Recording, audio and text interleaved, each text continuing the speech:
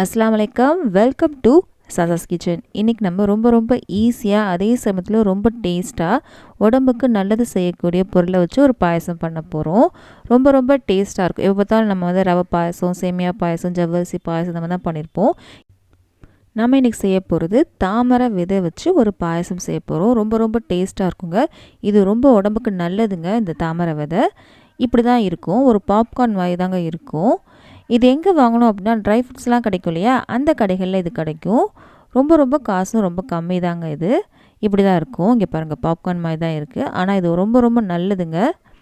நீங்கள் வெயிட் லாஸில் இருக்கீங்க அப்படின்னா கூட இதை நீங்கள் ட்ரை ரோஸ்ட் பண்ணிவிட்டு உப்பு, மஞ்சத்தூள், காரம்லாம் சேர்த்துட்டு நீங்கள் சாப்பிட்லாம். ரொம்ப டேஸ்ட்டாக இருக்கும்.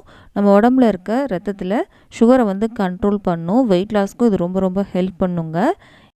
இந்த தாமரை விதை வச்சு இன்றைக்கி நம்ம பாயசம் செய்ய போகிறோம். ரொம்ப சிம்பிளாக செஞ்சாங்க, டக்குன்னு செஞ்சிடலாம். ரொம்ப டேஸ்ட்டாக இருக்கும் இந்த பாயசம். நீங்கள் வெயில் காலத்தில் ஃப்ரிட்ஜில் வச்சு சாப்பிட்டிங்கன்னா ரொம்ப சூப்பராக இருக்கும். மழை காலத்தில் நல்லா சூடாக சாப்பிட்டாலும் இந்த பாயசம் செம்மையாக இருக்கும். இதை வச்சு ஒரு அரை மணி நேரத்துக்குள்ளே சூப்பரான ஒரு பாயசம் எப்படி பண்ணலாம் அப்படின்றதாங்க இன்றைக்கி பார்க்க போகிறோம். அடுப்பில் ஒரு கடாய் வச்சுருக்கேன். இதில் 2 ஸ்பூன் அளவுக்கு நெய் சேர்த்துக்கலாம். முதல் ஸ்பூன் சேர்த்துட்டேன். இது இப்போ 2வது ஸ்பூன் சேர்க்குறேன். இதில் நம்ம எடுத்து வச்சுருந்தோம்ல, ஒரு 50 கிராம் அளவுக்கு நான் இன்றைக்கி தாமரை விதை எடுத்திருந்தேன். அதை சேர்த்து இந்த நெய்யில் நம்ம வறுத்தெடுக்க போகிறோம். இதை வறுத்துட்டு அப்படியே சாப்பிட்டாலும் செம்ம சூப்பராக இருக்குங்க. வறுபட்டுச்சு. இதை அப்படியே எடுத்து தனியாக வச்சிடலாம். இதுக்கு அடுத்து என்ன பண்ணுன்றதை பார்க்கலாம். தனியாக வச்சிட்டேன். திரும்பவும் அதே கடாயிலேயே நம்ம நெய் சேர்த்துக்கலாம். 2 ஸ்பூன் அளவுக்கு நம்ம நெய் சேர்த்துக்கலாம். மொத்தமாக 4 ஸ்பூன் அளவுக்கு நம்ம நெய் சேர்த்துருக்கோம். இதில் நான் கொஞ்சம் ட்ரை ஃப்ரூட்ஸ் எடுத்திருக்கேங்க. பாதாம், பிஸ்தா, முந்திரி 3மே கட் பண்ணி எடுத்திருக்கேன். உங்கள்கிட்ட முந்திரி மட்டும் தான் இருக்குன்னா அதை கூட நீங்கள் சேர்த்துக்கலாம். இதை நம்ம ட்ரை ரோஸ்ட் பண்ணி எடுத்துக்கலாம். ரோஸ்ட் ஆயிடுச்சு. இது தனியாக ஒரு பிளேட்டில் நம்ம எடுத்துக்கலாம். எடுத்துட்டேங்க. இப்போது மிச்சம் இருக்கு இல்லையா, அதே நெய்லேயே ஒரு பெரிய துண்டு தேங்காவை இந்த மாதிரி நான் துருவி எடுத்திருக்கேன்.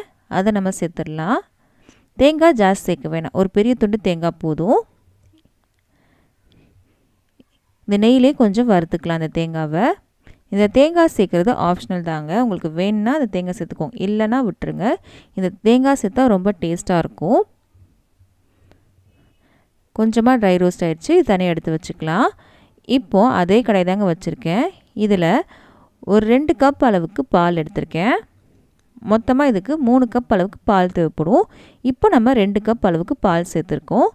லாஸ்ட்டில் நம்ம 1 கப் சேர்ப்போங்க. இந்த பால் வந்து கொஞ்சம் சூடாயிடுச்சு. இதில் நான் கொஞ்சமாக குங்குமப்பூ சேர்க்குறேங்க. இதெல்லாம் ஆப்ஷனல் தான், உங்களுக்கு வேணும்னுச்சுன்னா ஸ்கிப் பண்ணிக்கோங்க. இந்த பால் கொஞ்சம் பொங்கி வரட்டும்.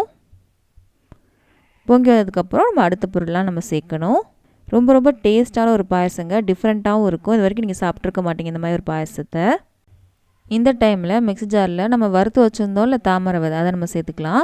சேர்த்துட்டு ஒரே ஒரு அடி அடிங்க, அதுக்கு மேலே அடிச்சிடாதீங்க. அடிச்சிட்டு வந்திருக்கேன். ஒரே ஒரு அடி தாங்க அடித்தேன். இப்போது நம்ம வறுத்து வச்சுருந்தோம்ல தேங்காய், அதையும் நம்ம சேர்த்து ஒரே ஒரு அடி மட்டும் அடிக்கணும். ரொம்ப அரைச்சிடக்கூடாது. ரொம்ப அரைச்சிங்க அப்படின்னா நல்லா இருக்காதுங்க. தேங்காய் எல்லாத்தையும் சேர்த்துட்டு ஒரே ஒரு அடி மட்டும் அடிங்க. இந்த தாமரை விதையில் கொஞ்சம் மட்டும் தனியாக எடுத்து வச்சுருக்கேன். ஒரு 4-5 மட்டும் தனியாக எடுத்து வச்சுட்டேன். அரைக்கலைங்க. அரைச்சிட்டு வந்துடலாம். இதை ஒரே ஒரு இது மட்டும் அடிச்சிட்டு வந்துடலாம். அடிச்சிட்டு வந்துட்டேன். இப்போ பால் வந்து பொங்கி வந்துட்டுருக்குங்க. இந்த டைமில் நம்ம வந்து ஒரு துண்டு பட்டை இருக்கு இல்லையா, அதை வந்து நான் சேர்க்க போகிறேன். ஒரு துண்டு பட்டையை நான் அப்படியே சேர்த்துக்கிறேன் இந்த பாலில். இதுக்கப்புறம் ஒரு 4 ஏலக்காவை அப்படியே சேர்த்துக்கிறேன். நீங்கள் பொடி இருந்தால் அதையும் நீங்கள் சேர்த்துக்கலாம். பொடி சாப்பிட்டா வாயில் தட்டு போடும். இப்படி சாப்பிட்டா உங்களுக்கு ஒன்றும் தெரியாது. அதோட வாசனையும் அதோட டேஸ்ட் மட்டும் தான் வந்திருக்கும். இந்த பால் வந்து பாதி ஆகணும், அது வரைக்கும் கொதிக்க விட்டுக்கலாம். இங்கே பாருங்கள், பால் வந்து பாதி ஆயிடுச்சு.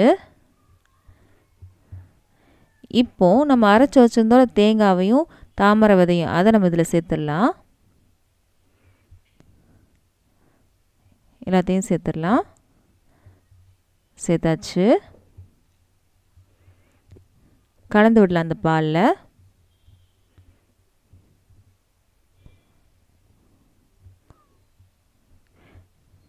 கலந்து விட்டுட்டு நான் சொன்னேன் இல்லையா, முதவே கொஞ்சம் அரைக்காமல் எடுத்து வச்சுருக்கேன் 4-5 தாமரை விதையை, அதை இப்போ சேர்த்துடலாம் நம்ம.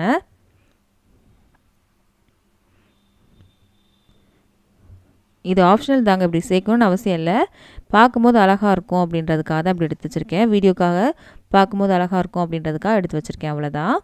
இதுக்கப்புறம் ஒரு கப் பால் எடுத்து வச்சுருந்தோம்ல, அதை நம்ம இப்போ சேர்த்துடலாம். மொத்தமாக 3 கப் அளவுக்கு பால் சேர்த்துருக்கோம். 2 கப் சேர்த்தோம், இப்போ 1 கப் அளவுக்கு பால் சேர்த்துருக்கோம்.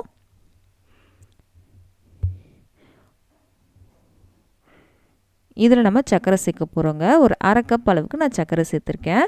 நீங்கள் சர்க்கரைக்கு பதில் வெல்லம் இல்லை அப்படின்னா நாட்டு சர்க்கரை எது வேணால் நீங்கள் சேர்த்துக்கலாம், அது உங்கள் விருப்பம். சர்க்கரை சேர்த்தா அது ஒரு டேஸ்ட் கொடுக்கும், வெல்லம் சேர்த்திங்கன்னா அது ஒரு டேஸ்ட் கொடுக்கும். உங்களுக்கு எது வேணுமோ நீங்கள் சேர்த்துக்கலாம். இந்த சர்க்கரை சேர்த்து 1 நிமிஷம் கொதிச்சா போதும், ரொம்ப நேரம் கொதிக்கணும்னு அவசியம் இல்லைங்க. இந்த தாமரை விதை சேர்த்துட்டு ரொம்ப நேரம் கொதிக்க விடக்கூடாது.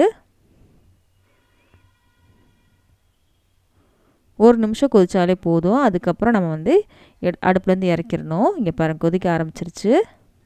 இப்போ நம்ம வறுத்து வச்சுருந்தோம்ல ட்ரை ஃப்ரூட்ஸ், அதை சேர்த்துட்டு அடுப்பு ஆஃப் பண்ணிக்கலாம்.